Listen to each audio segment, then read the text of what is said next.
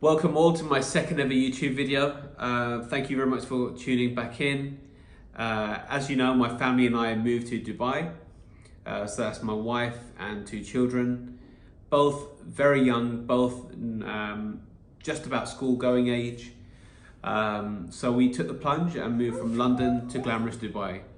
Having been born and raised in London, it's quite comfortable, my family there, the whole support system in place. But it was about time we really challenged ourselves. And well, in fact, you can watch yourself by clicking on this link here, somewhere over here, I guess. We'll be able to watch my very first YouTube video explaining why I moved.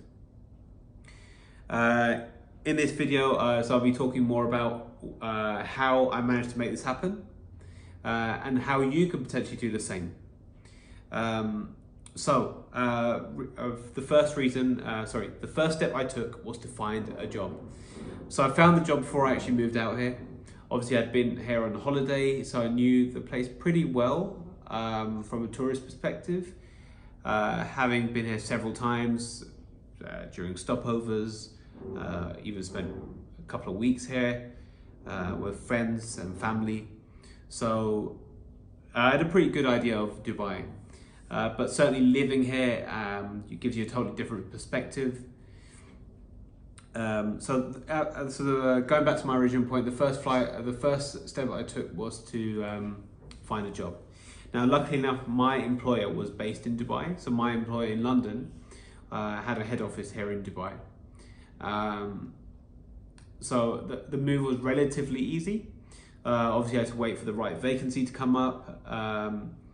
And then there were some hurdles regarding salary negotiations. But once that was out of the way, once I received my actual offer, it was relatively straightforward.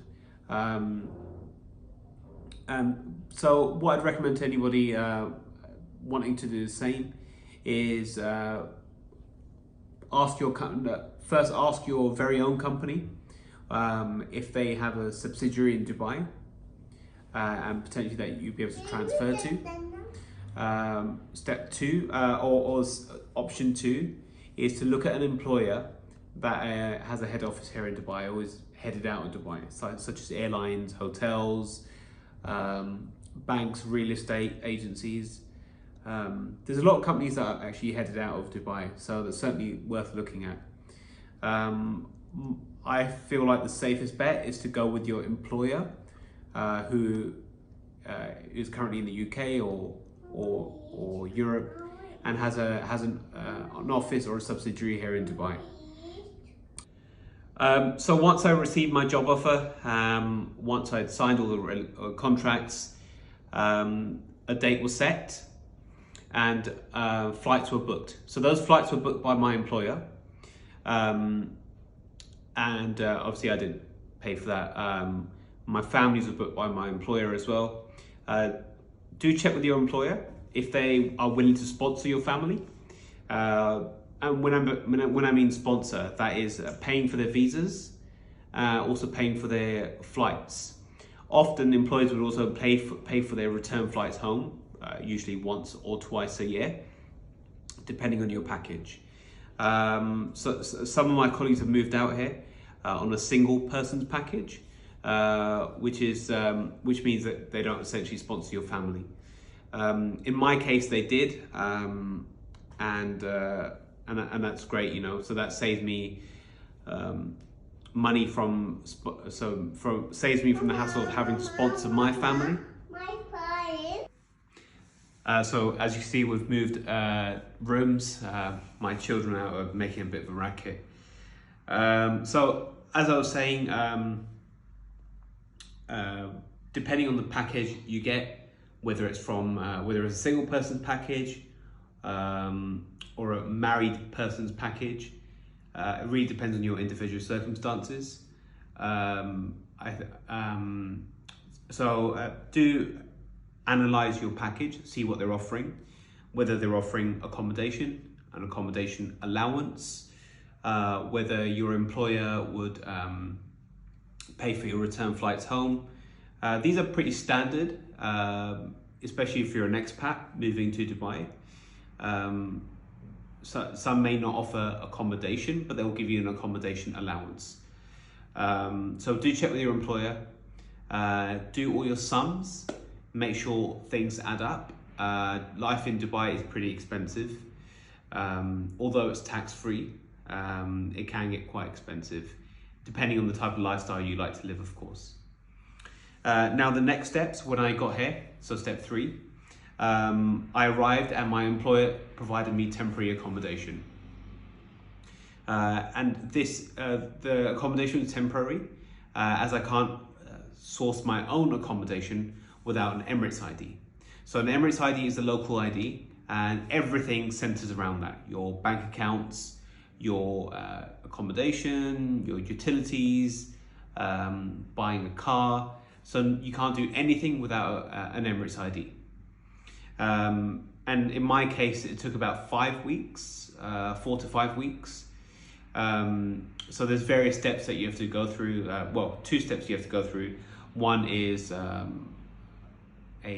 health test, and the second is a biometrics test. But I can go into that in a later video. I don't think that's something you need to be too concerned about.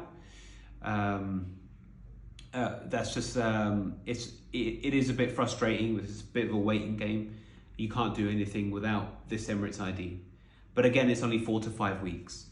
And if your employer isn't providing you a temporary accommodation, you need to book something, so a hotel or an apartment or an Airbnb. So be prepared, have a budget in place.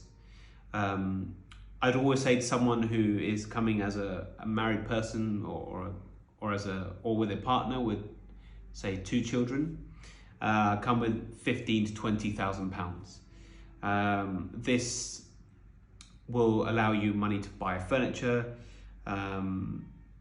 You'll have, I'm waffling, isn't it? So once I receive my Emirates ID, then I could really spread my wings and explore. So the next step was to find a permanent place to live. Now, it's quite difficult, I have to say. I mean, there are 2 main applications or websites that we use, most people use. One is propertyfinder.ae, the other is bayut.com. So pretty much everybody moving to Dubai will at some point come across these websites or apps. So the whole process of arranging viewings is pretty straightforward. Everyone seems to work on WhatsApp here, which is amazing. It makes life so much easier, and people respond super fast. So I'm talking about real estate agents here. So when I'm contacting real estate agents through the app, it directs you to WhatsApp, and you could liaise directly with a real estate agent. So that was our next step, finding a place to live. Now, bear in mind, with our children, they'll need to be close to school. I need to be within commuting distance of work. And ideally, we wanted to be closer by. We wanted to be within 15 minutes of work and school. However, we found something a little bit further away. It takes about 30 minutes in the morning, about 40 minutes in the evening to go back home. Though the school is super close, it's 5 minutes from us. I think certainly if you can be closer into town, do. I just feel like life is more. Dubai has much more to offer in sort of busy city centres. I say city centre. Dubai is really spread across the coastline. Doesn't really have a city centre, but there's certain hotspots that are nice to be around. So now that we had our apartment in place, we were looking at local schools. There's a few nearby, and my daughter's starting in September, which is great. So now we're sort of finding our feet, and I've still yet to buy a car, but I'm renting for now, and it's all super straightforward. The entire process, it's almost as though Dubai is set up for expats arriving in, expats coming in. The whole system is set up around expats, so it's quite smooth. There aren't too many hoops to go through, and it's almost like it's a well-oiled machine, and employers seem to know what to do. The government agencies issue their Emirates ID relatively quickly, so you know it was quite a smooth process. But if you'd like to see more of these videos, please hit the like button and subscribe. As you can tell, I'm still getting better at doing these videos. So if you'd like to hear more or have any suggestions, drop a comment below, and I'll surely be replying. Thank you. Thanks for tuning in, guys.